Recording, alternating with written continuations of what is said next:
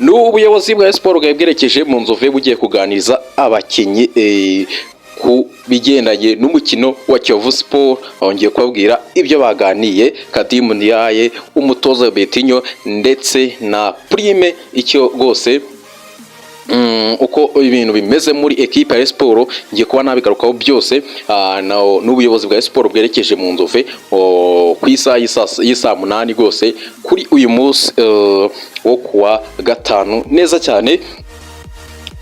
Yes, byari biteganyijwe ko bamwe mu bayobozi, aba board ndetse na komite irebera equipe ya Sport n'abandi bayobozi batandukanye bagiye gutanga icyo bita gahunda y'ukuntu bafata Kiyovu Sport bayimerera nabi cyane. Utibagaze biterera umufana wa Sport aho uhere hose umenye ko izi Alexander mbazanye neza cyane equipe ya Sport.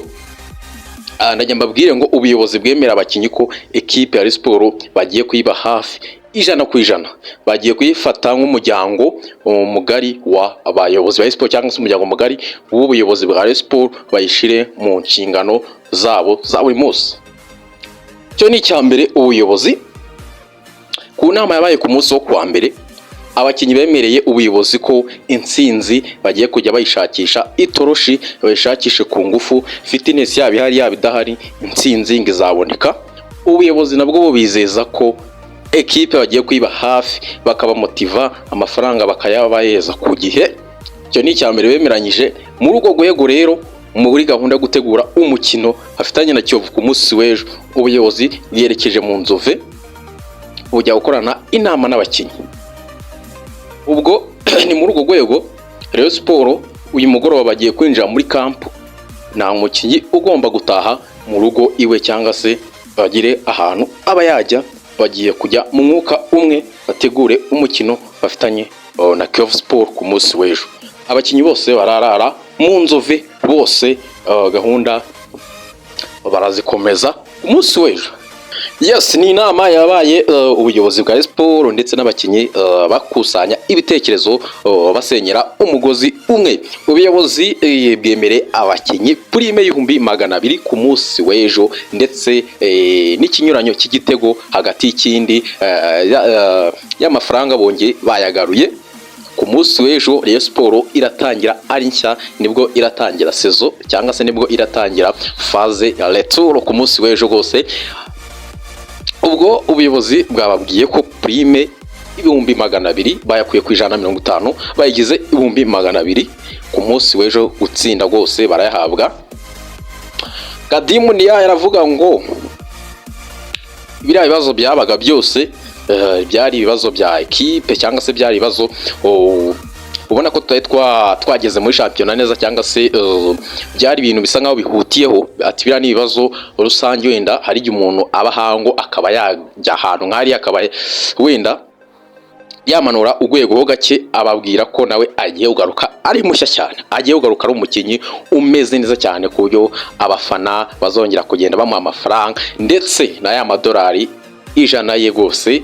Igihe yakoze clean sheet yakipinze izamuye nta gitego cyagiyemo right, uyu mugabo Kadimu Ndiaye yagiye kujya ahabwa ya madolari 100 ye.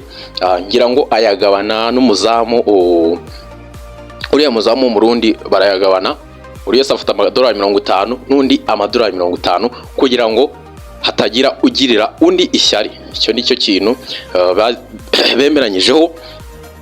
Ikindi wakinyi aba Aziz Basane nabo rwose nabo nyuma y'imisi ishize batari mu bihe byiza, nabo rwose ngo bagiye kugarukana icyo bita amakipe ngo barayamana right. Ibyo babyemere ubuyobozi bwa Rayon Sport. Cyo ni cyambere. Muyirekeve nawe mukino nawe rwose nawe n'umuntu uvuga tu. Muyirekeve n'umuntu uvuga cyane, aravuga Muyirekeve aravuga ababwira ati nanjye equipe tumeze neza cyane, turimo turagaruka nyuma y'imisi mibi cyane twari tumazemo imisi, n'abafana batangiye kugenda bavuga bati se bimeze biti equipe ubundi iseriye. Ati nanjye ngiye kureba ko equipe twakomeza kwigenza tukareba ko equipe yamera neza. Ku mutoza Robertinho nawe arahiga aravuga ngo insinzi ya mbere twabonye kuri Rutsiro iriya ni technical mentality yo ku rwego hejuru twabonye, iriya ni ibuye fatizo. Ati nanjye kugira ngo abafana batatangira kubingira ikibazo cyangwa se ngo batangire kuba banekereza ibintu nanjye ubwanjye natigeze natanakora, nanjye ndaza kubemeza Kiyovu ndayitera 3. Kiyovu bitewe n'iminsi tumazemo, bitewe n'uburyo tutameze neza, Kiyovu ndayitera 3 kabisa. Ubwo ikindi nakubwira kuri update nuko aya bonga yabitsa cyagera umunsi w'ejo hari abakinnyi bagera kuri 5 yahise afata abakoresha imyitozo yabo ku ruhande, barimo ba Aziz Basane, ba Asana Innocent, ba Sef ndetse n'abandi bakinnyi bafite umuvuduko mukeya muri equipe ya Sport. Yahise bajyana gukora gym, umuvuduko ukomeye cyane kuri uyu munsi mu masaha y'igitondo yabagurukanyije. Ikindi nabwira abakunzi ba Sport nuko rwose iyi nkuru yo ntago ari nziza pepe, kwa ntago ari nziza. Umusore bita Richard Ndayishimiye ku munsi w'ejo ashobora kutagaragara muri match, ashobora kutagaragara. Ati bitewe gute rero uyu musore Richard Ndayishimiye biravuga ko rwose afite amakarita agera kuri 3. Urumva ko ni ikibazo, afite amakarita agera kuri 3 y'umuhondo. Uyu musore rwose dushaka kuza kubona confirmation ya Sport batubwira ko uyu musore atarabanza mu kibuga, ariko ku makuru mfite nka 87 kugeza kuri 80 kuri 90 uyu musore nuko yujuje amakarita agera kuri 3 ku munsi wese ashobora kutagaragara muri line up cyangwa se mu 11 bazabanzamo kuri Rayon Sport na Kiyovu Sport. Ndumva ni scandale zikomeye cyane.